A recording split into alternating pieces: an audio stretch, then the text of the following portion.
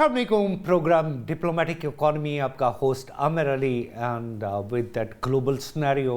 पूरी दुनिया में क्या चेंजेस आ रही हैं changes regarding the economy changes regarding that the political collaboration of the countries strategical collaboration of the countries Pakistan किन मुल्कों के साथ है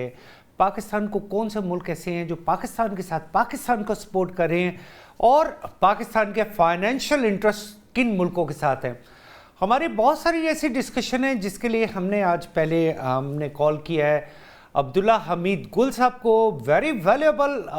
फ्रेंड वेरी वैल्यूएबल गेस्ट और जिनसे मैंने ज़िंदगी में बहुत कुछ सीखा है अब्दुल्ला हमीद गुल साहब I really welcome you to my show कैसे हैं आप आपने मुझे मदद किया it's a pleasure and an honour अच्छा अब्दुल्ला भाई we directly come up to the question एक अरसे से जंग पॉज्ड है मतलब रुकी नहीं है लेकिन पॉज्ड है दोनों बोथ साइड वो इसे ऑन भी कर रही हैं वो पॉज भी कर रही हैं तो ये पॉज्ड और स्टॉप क्या ये सेम पहलू है या अगर ये ऐसा भी हो सकता है कि दोबारा कोई इग्नेट कर जाए ये वॉर दोबारा इग्नेट कर सकती है देखिए जहाँ तक ताल्लुक है मौजूदा जंग का और ये क्यों एस्केलेट कर गई माजी में क्यों हो गई तो उसका अंदाज़ा इसी से लगाया जा सकता है कि इस जंग के मकासद जो हैं वो बड़े अनसर्टन भी हैं और वो वजाहत तलब भी हैं सबसे पहली बात कि ये जंग मिस कैलकुलेशन की बुनियाद पे की गई बग़ैर तैयारी के की गई और इस बुनियाद पे की गई कि शायद दुश्मन को बहुत वीक समझा गया मैं यहाँ बात इसराइल और अमेरिका की कर रहा हूँ कि उन्होंने इसराइल और अमेरिका ने ईरान को ऐसा दुश्मन कमजोर समझा यानी ईरान को बहुत कमजोर समझा दुश्मन इन दिस कैटेगरी राइट जी मैं उसी वो वजाहत कर रहा था अब देखिए जहाँ तक ताल्लुक है कि 2015 के अंदर जो 160 सफ़े का मुआहदा था अमेरिका और ईरान के दरमियान जिसके अंदर दीगर अहम तरीन ममालिक शामिल थे बतौर गवाह मेरा ख्याल है उस जैसी डील तो मिल नहीं सकती 2 साल लगा के वो बनाया गया तो अब अमेरिका चाहता क्या है क्या अमेरिका ईरान को ख़त्म करना चाहता है या उसकी निगाहें कहीं और हैं अभी इसके ऊपर बात करते हैं देखें सबसे बड़ी बात यह है कि ईरान तो उनके लिए कभी ख़तरा था ना है और ना आइंदा होगा लेकिन मेरा ख्याल है इसराइल की नाजायज रियासत के लिए ईरान हमेशा से खतरा था भी और रहेगा भी इसलिए वो इसराइल को खुश करने के लिए ईरान के ऊपर चढ़ाई करना चाहते थे ईरान की जो ताकत थी उसको कमजोर करना चाहते थे उनके सिविलियन एरियाज को टारगेट करके उनकी मईशत को कमजोर करना चाहते थे और यही कुछ हुआ लेकिन Iran refuse to surrender Iran ने हथियार रखने का जो है वो फैसला किया कि हम लड़ के जान दे देंगे लेकिन हथियार नहीं रखेंगे ये एक बहुत बड़ा फैसला था और लक फेवर्स द बोल्ड अंग्रेजी का एक मुहावरा है कि जो किस्मत होती है वो भी बहादुर का साथ दिया करती है हाउएवर अब देखना यह है कि अमेरिका के अब मकासद क्या है अमेरिका का मकसद बड़ा वाज़ेह है सिंपल है वो चीन का नहीं कर सकता अस्करी सतह पे ईरान के अंदर उसको मार पड़ गई ईरान में कोई भी हदफ जो कि अमेरिका ने तय किया था वो कंफ्यूजन का शिकार रहे और वो हदफ पूरा करने में नाकाम हुए ये खुद वो बात कर रहे हैं कि जी हमें तो पता ही नहीं था कि आबनाए हुर्मुज़ जो है उसको बंद कर दिया जाएगा हमें ये नहीं मालूम था कि अरब ममालिक के ऊपर भी हमले कर दिए जाएंगे हालांकि ये तमाम बातें ईरान ने कई दफा चुका था दिस शोज के अमेरिकन इंटेलिजेंस जो थी वो इंतहाई वीक थी नाकिस थी और वो टोटल डिपेंडेंट थी इसराइल की इंटेलिजेंस और इसराइल के प्लान के मुताबिक जिसका जेडी वेंस ने इजहार भी किया और एक वो ऑडियो लीक भी हुई या करवाई गई जेडी वेंस की जानिब से जिसमें नेतन्याहू को वो ये कह रहे हैं कि तुमने तो हमें 48 घंटे का प्रोग्राम दिया था जबकि यहाँ तो मामला कुछ और निकल आया बहरहाल अब आते हैं कि चाइना कैसे चाइना ऐसे क्योंकि चाइना का आपको मालूम है कि 2030 में वो रिप्लेस कर जाएंगे प्रोबेबली अमेरिका को as a super power super power भी और इकोनॉमिक पावर तो मेरे ख्याल में वो ऑलरेडी डोमिनेट कर रहे हैं, क्योंकि 5% उनका ग्रोथ रेट था पिछले साल, और उसके कंपैरिजन में अमेरिका का 2.2% ग्रोथ रेट था। नेचुरली इससे ये बात साबित होती है कि उनको इंडस्ट्रियलाइजेशन के अंदर, कारोबार के अंदर बीट करना फिलहाल अमेरिका के बस की बात नहीं है। इसलिए अमेरिका ने दौरान जंग ये प्लान सोचा कि क्यों ना एक खुली हुई आपना, जिसको आर्मी चीफ ने खुलवा दिया था हमारे, उसको दोबारा बंद करवा दिया जाए, ताकि चाइना के ऊपर मुआशी दबाव लगे। चाइना पे मुआशी दबाव कैसे होगा? उसके दो पहलू हैं। पहला ये है कि चाइना की जो इंडस्ट्री है उसको एनर्जी रिक्वायरमेंट है, वो एलपीजी की शक्ल में है, वो एलएनजी की शक्ल में है, वो तेल की शक्ल के अंदर है। और अगर इनको वहां पहुंचने से रोक दिया जाए किसी सूरत, तो जाहिर है चाइना की जो इंडस्ट्रियल ग्रोथ है को एकदम एक ब्लॉक लग जाएगा। और हो सकता है कि अगर ये सूरत हाल कंसिस्टेंट रहती है, तो ऐसी सूरत में चाइना की इंडस्ट्री हफ्तों के अंदर कोलैप्स करवाई जा सकती है। इसका दूसरा पहलू यह है कि आप उनकी जो प्रोडक्शन है, क्योंकि जाहिर है चाइना प्रोड्यूस करता है पूरी दुनिया के अंदर, आपसे ज्यादा कौन इसको जानता है, तो वो जो तमाम मार्केट्स हैं, जाहिर है उसके अंदर सबसे बड़ी जो मार्केट उनकी कंज्यूमर मार्केट, वो यूएई खुद था, और अरब दुनिया, ये खलीजी ममालिक, जहां अभी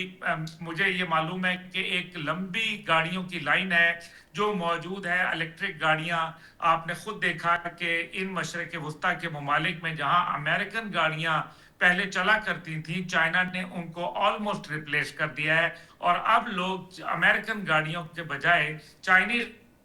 इन्हिसार कर रहे हैं। ये वर्ल्ड ओवर ऐसा ही सिलसिला है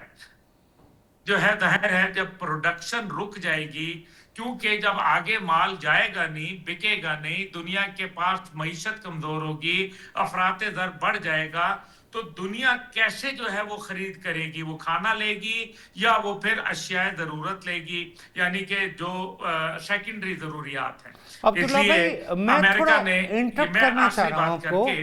ये अगर अमेरिका ने प्लान बनाया कि आबनाए हुर्मुज को बंद किया जाए, दूसरी जानिब आबनाए मलाका में उनके लिए मुश्किलात पैदा की जाएं, जहां तकरीबन उनका एक वसी पैमाने पे ट्रेड गुजरता है, यानी कि एनर्जी भी गुजरती है और वहां से ट्रेड भी गुजरता है, यानी कि एक्सपोर्ट इंपोर्ट दोनों है। तीसरी जो है वो आप जानते हैं कि वो 180 किलोमीटर की आबना है जो ताइवान के साथ मौजूद है, और तो हालात बने हुए थे जंग से पहले। आपको पता है कि वो जंग वहां किसी वक्त भी छिड़ सकती थी। तो ये 3 चोक पॉइंट्स हैं जो अमेरिका ने आइडेंटिफाई किए हैं, और वो ये चाहता है कि चाइना को जो दरामदात और बरामदात दोनों में इतना उलझा कि वो या तो वक्त से पहले जो पॉलिसी ऑफ नॉन एंगेजमेंट उन्होंने रखी हुई है 2040 से पहले, वो किसी मिलिट्री एडवेंचरिज्म में नहीं जाना चाहते, उनको वक्त से पहले घसीट लिया जाए। This is one. दूसरा यह है कि उनको या तो इतना मजबूर कर दिया जाए कि या तो वो जंग करें और जंग के दौरान पैसे खर्च करें, और पैसा खर्च करेंगे तो जाहिर है अमेरिका को मजीद मौका मिल जाएगा सुपर पावर का स्टेटस मेंटेन करने के लिए। और अगर ऐसा नहीं है तो वो जंग नहीं करेंगे, तो वो वैसे ही दब जाएंगे। तो ये दोनों पॉलिसियां जो हैं वो अमेरिका अभी लेके चल रहा है। अब्दुल्ला भाई, मैं आपकी बातों से बिल्कुल, आपका एक बड़ा ज़बरदस्त विजन है और आपने ग्लोबल सिनेरियो जैसे डिस्कस किया है। एक चीज़ जिसे कहा जाता है, जैसे आपने स्ट्रेट ऑफ चाइना यानी स्ट्रेट ऑफ ताइवान का भी जिक्र कर दिया कि वो एक 180 किलोमीटर की एक स्ट्रेट है जिसे ब्लॉक किया जा सकता है। But on the other side आपने एक बड़ा प्यारा जिक्र किया 2015-16 में ओबामा के दौर में एक उस डॉक्यूमेंट का जो कि साइन हुआ था ईरान और अमेरिका के दरमियान, and that was like a scratch. उसे उठा के फेंक दिया गया, और जब ट्रंप पहली दफ़ा अपने टेन्योर में आया उन्होंने कहा नहीं, हम इसको नहीं मानते। तो वो जो एक्चुअल जो बात जो दुनिया जानना चाहती है, वो पहला एग्रीमेंट है जो कि अमेरिका और ईरान के दरमियान में हुआ था। क्या उसे वाकई अमेरिकन साइड ने वायलेट किया? जी देखिए, टोटल वायलेशन उन्होंने किया। अभी देखें, ईरान की अगर निगाह से देखी जाए, क्योंकि ये सारी बातें हमें अमेरिका की निगाह से देखी जा रही हैं, दिखाई जा रही हैं। ईरान की निगाह से देखा जाए तो 1967 में سب سے پہلے نیوکلیئر پلانٹ ایران کو دینے والا کوئی اور ملک نہیں بلکہ امریکہ تھا. پھر اس کے بعد ان کے اوپر آپ کو پتا ہے سینکشن آ گئی کیونکہ ان کے منظور نظر جو وہاں شاہ تھا رضا شاہ پہلوی اس کی دور اقتدار ختم ہو گیا, ریولوشن آ گیا. اس کے بعد ان کے اوپر پابندیاں لگا دی گئیں, ان کو جو ہے وہ الجھانے کے لیے عراق کے ساتھ جنگ کروا دی گئی, 2.5 لاکھ سے زیادہ لوگ شہید ہو گئے اور ساتھ اقتصادی پابندیاں بھی لگتی رہیں, ایران کو آئسولیشن کے اندر ڈال دیا. پھر اس کے بعد 2006 کے اندر ایران نے پہلی دفعہ بتایا کہ ان کے پاس جو یعنی کہ انریچڈ یورینیم ہے اس کی ایک کثیر تعداد موجود ہے. پھر اس کے بعد 2015 کے اندر ایک معاہدہ طے پایا اوباما ایڈمنسٹریشن کے اندر, جس کو 2 سال لگے اس معاہدے کو بنانے میں. 160 پیج کا یہ ایک مکمل ڈاکومنٹ ہے جو کہ میرا خیال ہے کہ امریکہ ابھی سر کے اوپر بھی کھڑا ہو جائے نا, سر کے بل, تو اس سے اچھی وہ ڈیل نہیں لے سکتا تھا جو کہ اس 160 پیجوں میں موجود ہے. اس کے اندر جو تقریباً ان کا جو ایک معاہدہ یہ تھا کہ ایران ایک نیوکلیئر ری ایکٹر رکھے گا, 3.67% اس کے اندر انریچمنٹ کرے گا اور اس کو اپنی انرجی کے لیے, بجلی کے لیے اور نیوکلیئر میڈیسن اور دیگر ضروریات کے لیے پورا کرے گا جو کہ ان کا ایک حق ہے. اچھا, یہ بات یہاں ہو گئی. اس کے بعد انہوں نے یہ کہا کہ جو آپ کا جو ایکسٹرا فیسائل میٹیریل ہے ٹن کے قریب, جو آپ جس کو افسودہ یورینیم کہتے ہیں, لیس انریچڈ یورینیم, وہ انہوں نے اٹھا کے روس کو دے دیا. یہ ہیں جو روس اور چین کے جو ایران کے تعلقات ہیں, تو وہ انریچڈ یورینیم وہاں موجود ہے. اب 2015 کی ڈیل ہو جاتی,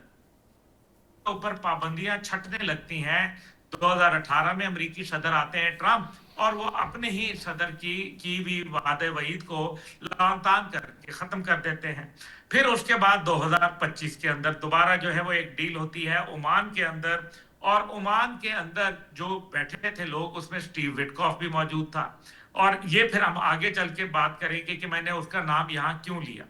سٹیو وٹکوف جو ہے ان کے ساتھ جب بات چیت ہو جاتی ہے تو پھر یہ طے پاتا ہے کہ 0% کے اوپر ایران لے جائے گا اپنی انریچڈ یورینیم اور باقی سب ختم کر دے گا, لیکن ان کے اوپر حملہ کر دیا جاتا ہے. اب اگر جب یہ حملہ کر دیا جاتا ہے, اور خود آپ یہ دیکھیں کہ امریکہ جو شروع میں 2025 کے اندر جو مئی میں حملہ کیا فردو کے اوپر, نیتنز کے اوپر, اصفہان کے اوپر, اس میں امریکہ یہ کہتا ہے کہ ہم نے ان کی تمام نیوکلیئر فیسلٹی ختم کر دی. تو بھائی تب آپ جھوٹ بول رہے تھے یا آپ جھوٹ بول رہے ہیں, کیونکہ اگر آپ نے تب کہا تھا کہ ختم کر دیا تو پھر آپ نے حملہ کیوں کیا. دوسری بات, جب ایران یہ مان گیا تھا کہ ہم نیوکلیئر نہیں کریں گے اور 0 کے اوپر لے آئیں گے, پھر آپ نے حملہ کیوں کیا. سر عبداللہ صاحب, میں آپ کو انٹرپٹ کرنا چاہ رہا ہوں, میں تھوڑا انٹرپٹ, یہ آپ نے ایک بات کی جسے آپ نے کلیئر نہیں کیا, لیکن شاید ہمارے ناظرین جاننا چاہتے ہوں کہ وہ جو عمان میں سٹیو وٹکوف کو اور وہ جو ایگریمنٹ ہے اور وہ جو ایگریمنٹ ہوا اور اس میں اس شخص کا وہاں پہ موجود ہونا اور وہ جو عمان کے ذریعے ایک نیگوسیشن ہو رہی تھی, آپ نے اس بات کو تھوڑا سا ذرا ایلیبریٹ کرے, کیونکہ میں چاہتا ہوں کہ میرے ناظرین کو اس ریئلٹی کا بھی پتہ چلے کہ جو شاید بہت سے لوگوں کو نہیں پتا. دیکھیں سر, بہت اچھا کیا آپ نے یہ پوچھ لیا. اس کی وجہ یہ ہے کہ ناظرین کے لیے دیکھیں, سٹیو وٹکوف اور جیرڈ کشنر تو ماضی کے ڈیلوں میں بھی موجود تھے, لیکن دونوں کے پاس ایکچولی کوئی نہ سیاسی بیک گراؤنڈ ہے نہ کچھ ہے, ماں سوائے کہ وہ کاروباری شخصیات ہیں اور ڈونلڈ ٹرمپ کے منظور نظر ہیں, اور ان کا پولیٹیکل کیریئر کوئی بھی نہیں ہے, اپنے تئیں جو ہے وہ کوئی کیریئر نہیں ہے ان کا. جیرڈ کشنر جو کہ ان کا داماد ہے, ماں سوائے اس کے اور اس کے پاس کوئی ترہ نہیں ہے. اور دوسرا یہ ہے کہ وہ نیتن یاہو کا بہت ہی قریبی دوست ہے کہ ایک دوسرے کے گھر میں قیام کرتے ہیں جب یہ ایک دوسرے کے ملک میں جاتے ہیں. تو یہ تو جیرڈ کشنر کا میں نے آپ کو بتا دیا. اب وٹکوف کی بات کر لیں, وہ ایک کاروباری شخص ہے, ایک پراپرٹی ڈیلر ہے, اور وہ پراپرٹی ڈیلر جو ہے وہ آپ دیکھ لیں کہ اس کا تو مستقبل سیاست سے نہیں ہے. یہی وجہ تھی کہ ایران یہ اصرار کرتا رہا, اور جو 11 اور 12 اپریل کو پاکستان میں ٹاکس ہوئی جس میں جے ڈی وینس نائب صدر آئے, ان کا بھی مقصد یہی تھا کہ جے ڈی آدمی ہے, اس کا مستقبل سیاست سے جڑا ہے. وہ ایک پارٹی کا باقاعدہ اہم ترین شخص ہے اور ظاہر ہے نائب صدر امریکہ ہے. مستقبل میں امریکہ کے صدارت کا ایک انتہائی تکڑا امیدوار سمجھا جاتا ہے. اس لیے ایران یہ چاہتا تھا کہ جے ڈی وینس آئے گا تو اس کے نتیجے کے اندر اگر وہ مستقبل میں صدارت کی منصب پہ بیٹھتا ہے تو کم از کم یہ ہوگا کہ وہ اپنی پالیسی کا کوئی ایک پاس رکھے گا اور اس پالیسی کو آگے لے کے چلے گا. یہ نہیں کہ ایک صدر آتا ہے وہ ایران سے ڈیل کرتا ہے, دوسرا آتا ہے وہ ڈیل ختم کرتا ہے, لیکن تیسرا عبداللہ آتا ہے بھائی, پھر ڈیل کرتا ہے, عبداللہ چوتھا صاحب آتا ہے تو سر, پھر وہ کہتا ہے میں پچھلا آپ والا کو ختم. میں آپ کو انٹرپٹ کرنا چاہ رہا ہوں تھوڑا سا. آپ نے دو شخصیات کا ذکر کیا,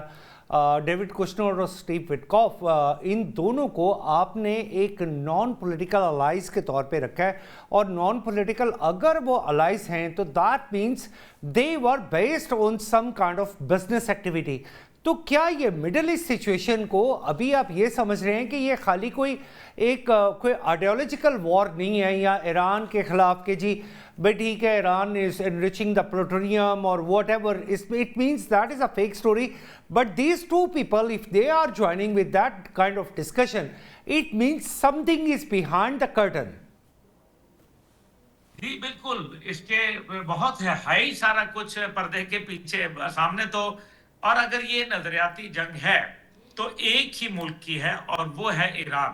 جو اس ٹائم پہ نظریے کی بنیاد کے اوپر جنگ لڑ رہا ہے. اور اس کا قصور پورے ناظرین اور آپ سمیت سارے جانتے ہیں کہ ان کا قصور یہ ہے کہ غزہ کے اوپر انہوں نے ایک لچک دکھانے سے انکار کیا. انہوں نے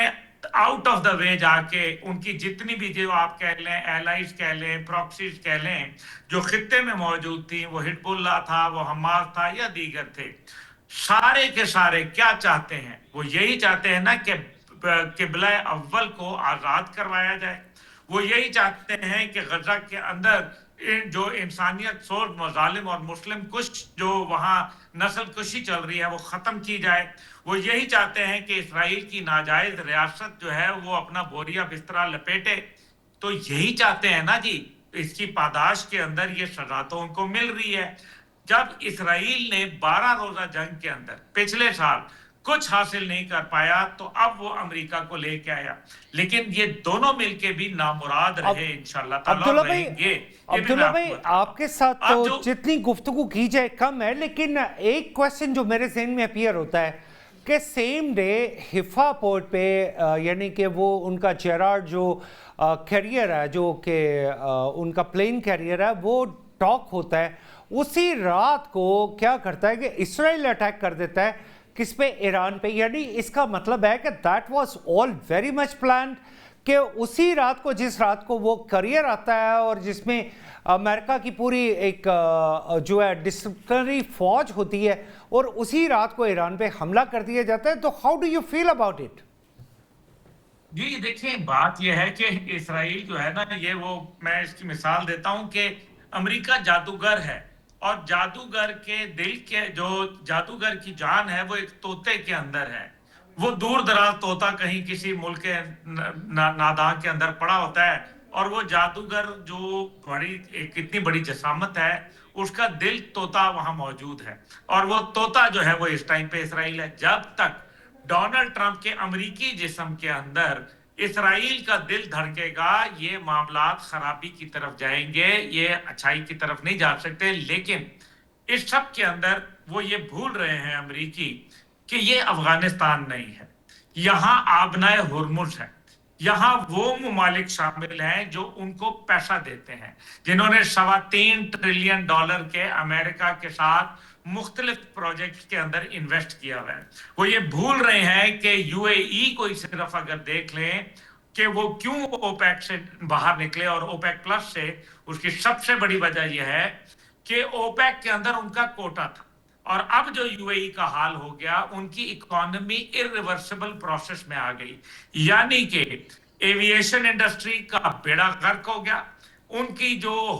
ہاسپٹیلٹی انڈسٹری تھی اس کا ستیہ ناش ہو گیا, دوسرے لفظوں میں ہوٹل انڈسٹری کا, اور ٹورزم انڈسٹری جو ہے اس کا بھی بھٹا بیٹھ گیا. اب صرف یہ میں نے یو اے ای کی مثال دی ہے. ساتھ ہی ساتھ آپ یہ یاد رکھیں کہ یو اے ای سمیت دیگر جتنے بھی اب ان کے پاس کیا تھا؟ ان کو پتا ہے کہ ان کی جو تیل سے پیداوار ہے UAE کی، وہ صرف 30% ان کی اکانومی کا حصہ ہے،